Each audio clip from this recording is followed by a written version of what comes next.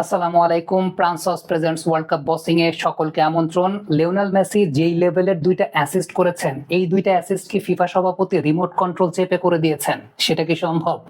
Messi যে সর্বকালের সর্বশ্রেষ্ঠ ফুটবলার, সেটা মেনে নেওয়া ছাড়া আমার মনে হয় না কারো কাছে কোনো উপায় আছে, যদি ন্যূনতম কমন সেন্স কারো থেকে থাকে। তবে মেসির দুইটা অ্যাসিস্টকে বর্ণনা করার আগে প্রথমার্ধের একটা সামারি দিই।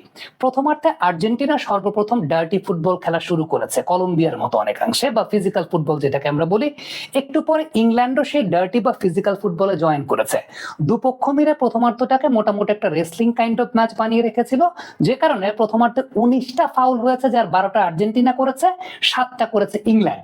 আপনি যদি আমাকে ব্যক্তিগতভাবে বলতে পারেন, আমি বলবো দুপক্ষই প্রথমার্ধে আরো বেশি কার্ড ডিজার্ভ করতো, বাট রেফারি এই ফিজিক্যাল ফুটবলটাকে আসলে মেনে নিয়েছিলেন, যে কারণে না পারতে দুই পক্ষকে একটা একটা করে ইয়েলো কার্ড দেখিয়েছেন।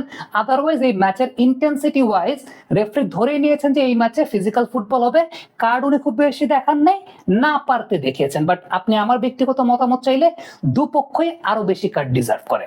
এবারে মেসির অ্যাসিস্ট নিয়ে কথা বলতে চাই। প্রথম যে অ্যাসিস্টটা, মেসির পায়ে যখন বলটা আসলো সেকেন্ড টাইম, মেসি বাদিকে যেভাবে ড্রিবলটা নিলেন, এই ড্রিবলটাতেই তিনি পুরো পেনাল্টি এরিয়ার ভেতরে যত ডিফেন্ডার আছে সবাইকে বোকা বানিয়েছেন। কিভাবে বোকা বানিয়েছেন? তার এই ড্রিবলটা দেখে সবাই মনে করেছে তিনি এখন তার ট্রেডমার্ক যে ক্রস কিংবা শট আছে বারে, সেই ক্রস কিংবা শট তিনি নেবেন এবং সেটা ফার পোস্টে নেবেন। খেয়াল করে দেখবেন একজন ডিফেন্ডার কিন্তু ব্লকিং এর জন্য এগিয়ে এসেছিলেন তার দিকে। That was the deceiving factor. Messi সেই কাজটা করেন নাই। মেসি কি করেছেন? এনজো ফার্নান্দেজ ওই জায়গাটায় বক্সের বাইরে ফাঁকা ছিলেন, কারণ প্রত্যেকে প্রিপেয়ার ছিলেন মেসির ক্রসের জন্য। পেনাল্টি এরিয়ার ভেতরে প্রত্যেকের অবস্থান যদি আপনি লক্ষ্য করে দেখেন, প্রত্যেকে প্রিপেয়ার ছিলেন যে মেসি বারে ক্রস করবে কিংবা বারে শুটে যাবে, ওই জন্য সবাই অপেক্ষা করছিলেন। বাট মেসি সেটাকে অ্যান্টিসিপেট করতে পেরে তিনি জাস্ট বলটা এনজো ফার্নান্দেজকে বাড়িয়েছেন, এবং এনজোর ওই শটের জন্য কোনো ডিফেন্ডারের প্রিপারেশন ছিল না, কারণ প্রত্যেকে প্রিপারেশনটা নিয়ে নিয়েছিলেন যে মেসি শটে যাবে, বাট এনজো বক্সের বাইরে থেকে শুটটা নিয়েছেন। এর আগেও তিনি আরেকটা শুট নিয়েছিলেন, যেটা পিকফোর্ড ভালো সেভ করে দিয়েছেন। সো এক্ষেত্রে এনজো গোলটা পেয়েছেন। লিওনেল মেসির একটা মাস্টার ক্লাস অ্যাসিস্ট। প্রাণ সসের মাখামাখি টেস্ট নুডলস কে করে তোলে আরো ইয়ামি আরো জোস। প্রাণ সস, সসের বস। সেকেন্ড অ্যাসিস্টের কথা যদি বলি, সেখানে কিভাবে আসলে বোকার তিনি বানিয়েছেন। প্রথমত লা পজা, লিওনেল মেসি যেটা করেছেন, বলটা পেয়ে একটু হোল্ড করেছেন, পজ দিয়েছেন। এই পজটা দেখে সবাই যেটা ভেবেছেন সেটা হচ্ছে খুব সম্ভবত ওই জায়গাটায় মন্টিয়েল ছিলেন। মেসি হয়তো বা ওয়েট করছেন মন্টিয়েল একটা রান নিবে, অর্থাৎ ওই জায়গাটায় রাইট উইঙ্গার একটা রান নিবে, এটার জন্য অপেক্ষা করছিলেন সবাই। এবং মেসির বডি ল্যাঙ্গুয়েজটা এরকমই ছিল, ওই লা পজার বিষয়টা হচ্ছে বডি ল্যাঙ্গুয়েজটা এরকমই ছিল যে মেসিও হয়তো বা অপেক্ষা করছিলেন, তার দৃষ্টিটাও ওইদিকে ছিল যে মন্টিয়েল, খুব সম্ভবত Montiel, I might be wrong, but ওই প্লেয়ারটা রাইট উইঙ্গার, ওই প্লেয়ারটা একটা রান নিবে এবং মেসি তাকে বল পাস করবেন, এরকম একটা ব্যাপারের জন্য, এবং প্রত্যেকের অবস্থানটা সেরকমই ছিল। বাট মেসি হঠাৎ করে ডান দিকে স্পিড বাড়িয়ে একদম কর্নার ফ্ল্যাগের কাছাকাছি পর্যন্ত নিয়ে গিয়ে দেন করলেন একটা ক্রস। এই ক্রসটাতে লাউতারো মার্টিনেজ গোলটা করলেন। লাউতারো মার্টিনেজ তো গোল করলেন, তবে এই গোলটার অ্যাসিস্টের সবচেয়ে ইম্পর্টেন্ট ব্যাপারটা ছিল লিওনেল মেসি তার ক্রসটা করেছেন ডান পায়ে, বাম পায়ে ক্রস করেন নাই, ক্রসটা করেছেন ডান পায়ে, তার দুর্বল পায়ে। দ্যাট মিনস আজকে আনবিলিভেবল রকমের ফুটবল প্রদর্শনী করেছেন লিওনেল মেসি। সো দুটো গোলেই ডিসিভিং ফ্যাক্টরের জায়গাটা ছিল মেসির ইন্টেলিজেন্সের কাছে পুরোপুরি ইংল্যান্ড ধরা খেয়ে গেছে। একটা মানুষের ইন্টেলিজেন্সের কাছে পুরো টিম ভেঙে পড়া, পুরো ডিফেন্স সেটআপ ভেঙে পড়া, সত্যি কথা বলতে মেসির জন্য 10টা মিনিট যথেষ্ট। 10 মিনিট যথেষ্ট একটা ম্যাচ বের করতে। That's Lionel Messi for you. আমার কাছে মনে হয় যে আজকের দিনের পরে লিওনেল মেসি যে সর্বকালের সেরা প্লেয়ার, এটা স্বীকার করতে কারোরই কোনো আসলে, মানে আমি আই এম স্পিচলেস, যে কারোরই আসলে এই জায়গাটায় কোনো দ্বিধা থাকার কথা না। কারণটা হচ্ছে যেই লেভেলের, যেই ম্যাচের ইন্টেন্সিটি ওয়াইজ 1-0 গোলে পিছিয়ে পড়ার পর যেই লেভেলের দুটো অ্যাসিস্ট মেসি করেছেন, এবং যেরকম ইন্টেলিজেন্সের সঙ্গে তিনি অ্যাসিস্ট করেছেন, to be very honest, hats off to Lionel Messi. আমি 98 থেকে ফুটবল দেখি, আমি মনে হয় না আমার জেনারেশনে এত কনসিস্টেন্ট বেসিসে যে 39 বছর বয়স পর্যন্ত এত কনসিস্টেন্ট বেসিসে এই লেভেলের ফুটবলার দেখেছি। কমেন্ট বক্সে আপনাদের মন্তব্য, মতামত জানতে চাই, লিখে পাঠাবেন। আসসালামু আলাইকুম। প্রান্সস প্রেজেন্টস ওয়ার্ল্ড কাপ বসিং এ সকলকে আমন্ত্রণ। লিওনেল মেসি যেই লেভেলের দুইটা অ্যাসিস্ট করেছেন, এই দুইটা অ্যাসিস্ট কি ফিফা সভাপতি রিমোট কন্ট্রোল চেপে করে দিয়েছেন? সেটা কি সম্ভব? মেসি যে সর্বকালের সর্বশ্রেষ্ঠ ফুটবলার, সেটা মেনে নেওয়া ছাড়া আমার মনে হয় না কারো কাছে কোনো উপায় আছে, যদি ন্যূনতম কমন সেন্স কারো থেকে থাকে।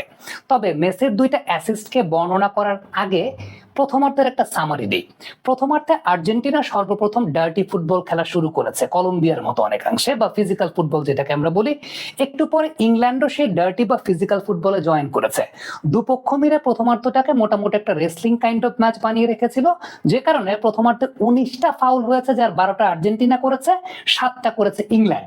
আপনি যদি আমাকে ব্যক্তিগতভাবে বলতে পারেন, আমি বলবো দুপক্ষই প্রথমার্ধে আরো বেশি কার্ড ডিজার্ভ করতো, বাট রেফারি এই ফিজিক্যাল ফুটবলটাকে আসলে মেনে নিয়েছিলেন, যে কারণে না পারতে দুই পক্ষকে একটা একটা করে ইয়েলো কার্ড দেখিয়েছেন।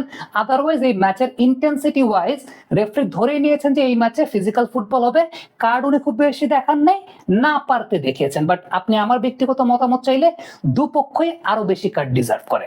এবারে মেসির অ্যাসিস্ট নিয়ে কথা বলতে চাই। প্রথম যে অ্যাসিস্টটা, মেসির পায়ে যখন বলটা আসলো সেকেন্ড টাইম, মেসি বাঁ দিকে যেভাবে ড্রিবলটা নিলেন, এই ড্রিবলটাতেই তিনি পুরো পেনাল্টি এরিয়ার ভেতরে যত ডিফেন্ডার আছে সবাইকে বোকা বানিয়েছেন। কিভাবে বোকা বানিয়েছেন? তার এই ড্রিবলটা দেখে সবাই মনে করেছে তিনি এখন তার ট্রেডমার্ক যে ক্রস কিংবা শট আছে বারে, সেই ক্রস কিংবা শট তিনি নেবেন এবং সেটা ফার পোস্টে নেবেন। খেয়াল করে দেখবেন একজন ডিফেন্ডার কিন্তু ব্লকিং এর জন্য এগিয়ে এসেছিলেন তার দিকে।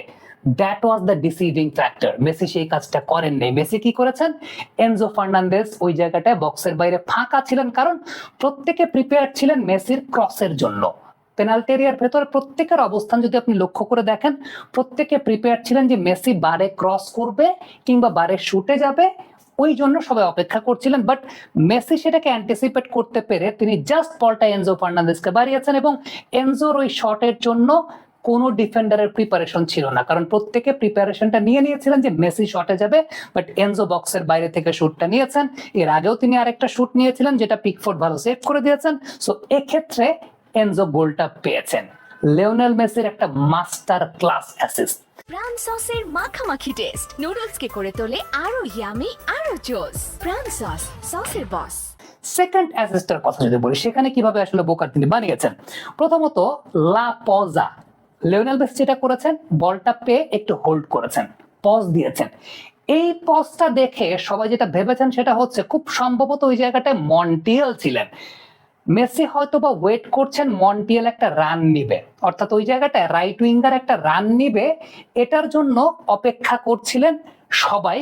এবং মেসির বডি ল্যাঙ্গুয়েজটা এরকমই ছিল, ওই লা পজার বিষয়টা হচ্ছে বডি ল্যাঙ্গুয়েজটা এরকমই ছিল যে মেসিও হয়তো বা অপেক্ষা করছিলেন, তার দৃষ্টিটাও ওইদিকে ছিল যে মন্টিয়েল, খুব সম্ভবত Montiel, I might be wrong, but ওই প্লেয়ারটা রাইট উইঙ্গার, ওই প্লেয়ারটা একটা রান নিবে এবং মেসি তাকে বল পাস করবেন, এরকম একটা ব্যাপারের জন্য, এবং প্রত্যেকের অবস্থানটা সেরকমই ছিল। বাট মেসি হঠাৎ করে ডান দিকে স্পিড বাড়িয়ে একদম কর্নার ফ্ল্যাগের কাছাকাছি পর্যন্ত নিয়ে গিয়ে দেন করলেন একটা ক্রস।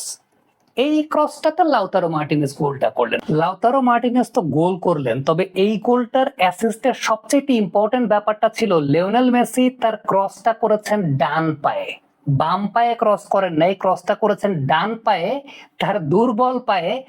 দ্যাট মিনস আজকে আনবিলিভেবল রকমের ফুটবল প্রদর্শনী করেছেন লিওনেল মেসি। সো দুটো গোলেই ডিসিভিং ফ্যাক্টরের জায়গাটা ছিল মেসির ইন্টেলিজেন্সের কাছে পুরোপুরি ইংল্যান্ড ধরা খেয়ে গেছে। একটা মানুষের ইন্টেলিজেন্সের কাছে পুরো টিম ভেঙে পড়া, পুরো ডিফেন্স সেটআপ ভেঙে পড়া, সত্যি কথা বলতে মেসির জন্য 10টা মিনিট যথেষ্ট। 10 মিনিট যথেষ্ট একটা ম্যাচ বের করতে। That's Lionel Messi for you.